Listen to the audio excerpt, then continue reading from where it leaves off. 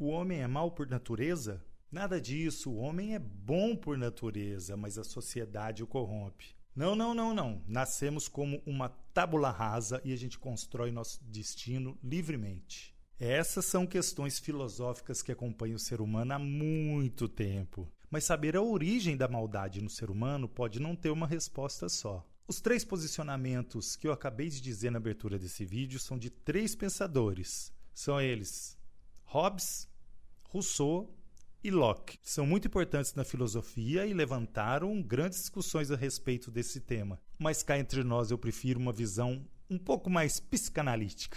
Apesar de eu ser também um apaixonado por filosofia, eu tenho graduação em filosofia, mas agora eu vou apresentar para vocês uma visão mais para o lado da psicanálise. E eu vou começar com quem? Quem? Freud, claro. Meu nome é Beto Sápio, eu sou especialista em psicanálise. Bora pro conteúdo.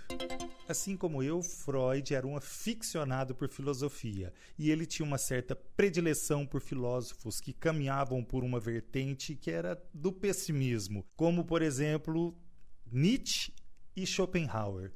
Aliás, eu também sou um apaixonado pelos dois, principalmente por Nietzsche. Mas isso não vem ao caso agora. O negócio era que Freud também nutria esse pensamento um pouco pessimista, um pouco descrente da figura humana. É isso aí. Na psicanálise, a gente tem uma visão de que a psicopatologia está presente de forma potencial em qualquer ser humano, inclusive a maldade. Sadismo, masoquismo, perversão de modo geral. Bom, se você já fez análise ou está fazendo análise ou vai fazer algum dia, pode ter certeza que você vai descobrir alguns traços de maldades nas suas atitudes, seja em relação a si mesmo ou em relação a outras pessoas, a outros seres. Mas eu vou trazer para vocês também um pouco da visão da psicologia sobre a maldade humana. A gente estuda na faculdade e eu achei muito interessante a visão do Louis Hans. Ele é doutor em psicologia clínica e ele divide a maldade humana em 5 níveis. E eu vou te falar quais são agora. Não sem antes dizer que, para ele, a maldade, nos 4 primeiros níveis,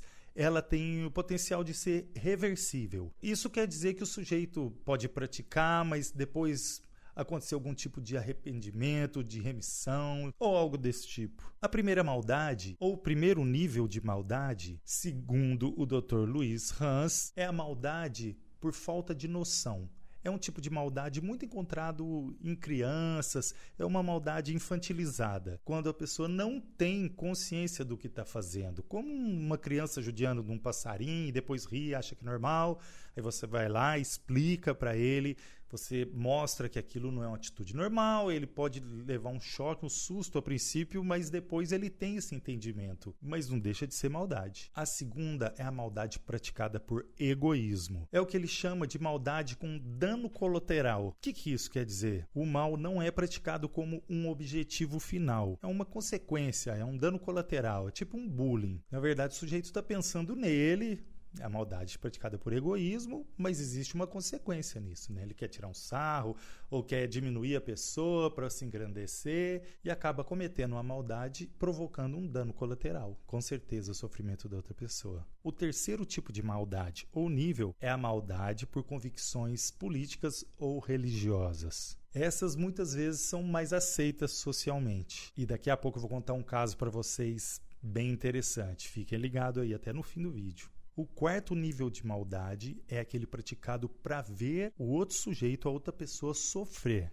Tem essa intenção, é intencional, como a vingança, o ciúme, a inveja, algo desse tipo. Bom, então, segundo o Dr. Hans, esses 4 primeiros níveis, eles são reversíveis. É possível que o sujeito possa, em alguma hora, em algum momento, se redimir, repensar os seus atos e voltar atrás. Aparentemente, eles não estão na essência do sujeito. O quinto tipo de maldade, o quinto nível, é o mais perverso. É aquela maldade cometida para dominar, é sobre domínio. Não tem relação nenhuma com fatos anteriores, acontecimentos anteriores. O sujeito simplesmente não está chateado, não tem problema nenhum e vai lá e faz uma maldade. Ele não foi traído, não foi passado para trás, ele simplesmente quer subjugar a outra pessoa. Então, é essa busca de domínio mesmo, de poder. E essa aqui, meu amigo, se o sujeito está nessa fase, nesse nível de maldade, pode acreditar que ele está beirando uma psicopatia, ou já está nela, né? Nesse nível aqui, dificilmente o sujeito se arrepende, já passou muito longe das consequências aceitáveis. Nesse momento aqui, eu quero trazer para vocês uma figura muito interessante quando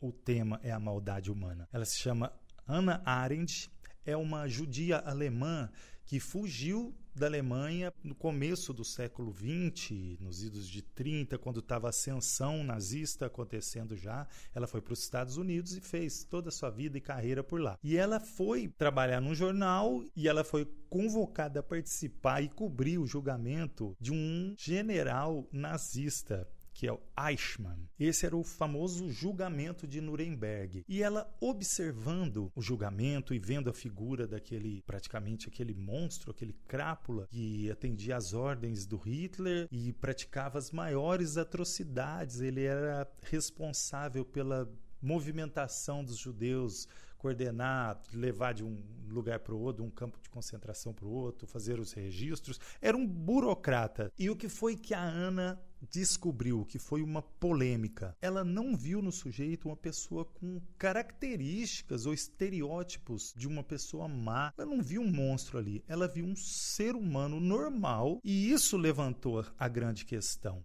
Afinal, o livro dela tinha justamente esse título, A Banalidade do Mal. O que ela levantou a grande questão? Que foi uma discussão e um entendimento um pouco controverso. É exatamente isso. A pessoa comum que é capaz de cometer atos terríveis sem precisar ter uma aparência ou atitudes monstruosas. Ela via o sujeito ali dando os depoimentos naquele grande julgamento, dizendo que apenas cumpria ordens. Ele apenas cumpria a ordem. Não tinha um envolvimento, não tinha um sentimento. Ele fazia porque ele recebia aquelas ordens e tentava ser o melhor funcionário possível. É nesse momento que eu chamo a atenção, porque a gente precisa ter esse raciocínio, a gente precisa pensar sobre a maldade, sobre os nossos atos. É assim que a gente tem que despertar esse retro-olhar, esse olhar para dentro, esse olhar para nós mesmos, prestar atenção nas nossas atitudes. Todos nós somos capazes, de alguma forma ou de outra, de justificar os nossos atos e entendê-los como se fossem normais. Sabe, eu vejo muito isso em político. Eu tenho pensado muito isso a respeito. A gente vê, às vezes, assim, famílias de políticos, famílias inteiras, pai, esposa, filhos, filhas, cometendo as maiores atrocidades como corrupção. E a gente sabe que a corrupção muitas vezes leva a consequências terríveis. Vocês sabem disso. Mas o que eu quero dizer é que esse político, quando comete esse ato, eles simplesmente, e eu vejo isso, eu consigo ver isso neles, eles parecem demonstrar um certo entendimento do que está acontecendo somente quando são pegos. Aí a gente vê todos desesperados, desestruturados, entrando em surto. Agora a gente pensa, como que um sujeito desse age dessa forma com filho, com família? Que exemplo que ele é para essas pessoas mais próximas? Agora, isso acontece numa escala tão grande que não dá para pensar que há um surto psicótico, um surto psicopático em todos esses políticos. Eu fico assim desacreditado de pensar que pai de família pode fazer um negócio desse. É por egoísmo, é por ganância, de alguma forma.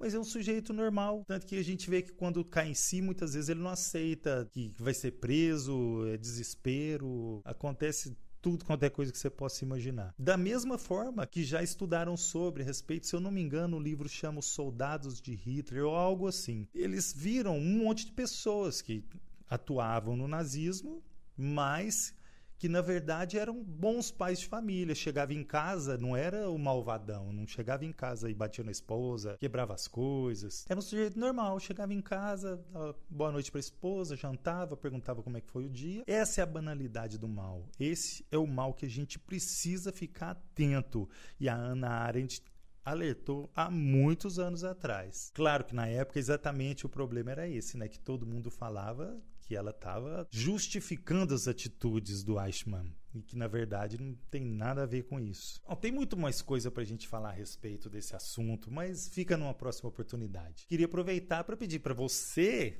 que gostou desse vídeo, ir lá no meu canal, se inscrever, comentar. Comenta aqui embaixo se você conhece alguma pessoa desse jeito, se tem alguém próximo de você que age dessa maneira, tem aquela pitadinha do mal, sabe? Aquele vilão da novela das 9. Por hoje é isso e a gente se vê no próximo vídeo. Tchau!